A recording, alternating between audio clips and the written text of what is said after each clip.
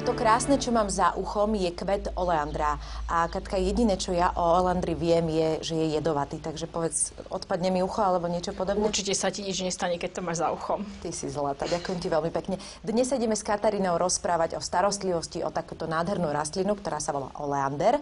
Tak povedzme si hneď na úvod, odkiaľ pochádza oleander. Oleander pochádza zo Stredomoria, takže znáša teplúčko a potrebuje veľa vlhkosti. Veľa vlhkosti. Ale ja sa musím priznať, že som videla oleander aj na záhrade. To je iný druh oleandra? Nie, na záhrade dávame oleandre von počas vegetácie.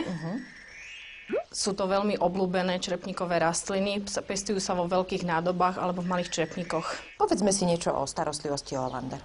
Oleander potrebuje slnečné, južné, je najlepšie stanovište, veľa vody. Oleander má veľmi rád nohy vo vode. Samozrejme prihnojovanie, čo patrí k ošetrovaniu, prihnojovanie kvapalným alebo granulovaným hnojivom.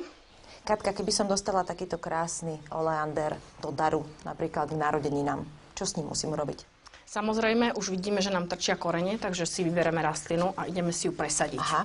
Trošku si povolíme tieto korienky, takto, a môžeme sadiť. Takže potrebujeme drenážnu vrstvu, ktorá je minimálne 3 až 5 cm, aby nám odvádzala vlhkosť prebytočnú. Takže na spodok sa dá zemina, vloží sa rastlinka. Treba nejakú špeciálnu zeminu alebo bežne dostupnú? Bežne dostupnú, záhradný substrát a hnojivom potom vieme zabezpečiť dostatočné živiny pre tú rastlinku alebo rašelina. Po bokoch rastlinu utlačíme, aby nám nikde necestovala. A keď sme si ju takto krásne posadili, tak potom samozrejme musíme zaliať. A tak po týždni začneme prihnojovaním. Prihnojujeme každé 2 týždne a v lete aj každý týždeň tekutým hnojivom. A ako často polievame? Zalievame každý deň, niekedy aj 2-krát ráno, aj večer, podľa podmienok. Katka, ako môžeme rozmnožiť oleander? Oleander rozmnožujeme odrezkami, polodrevitými. Dá sa to do vody, do ktorej pridáme drevené uhlie. Slúži nám na dezinfekciu. Alebo ďalší spôsob je odrezok do stimulátora a priamo to posadíme do črepníka. Koľko trvá, kým zakorení oleander vo vode?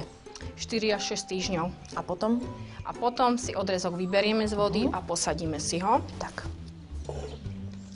Oleander veľmi dobre znáša, keď sa zreže a ju potrebujeme zrezať, aby sa nám rozkonárila. Takže keď sme si ju posadili, takto tesne nad listom ju zrežeme a rastlinka nám krásne obraší. Takže už máme oleander s mnohými výhonmi, ktorý bude krásne kvitnúť.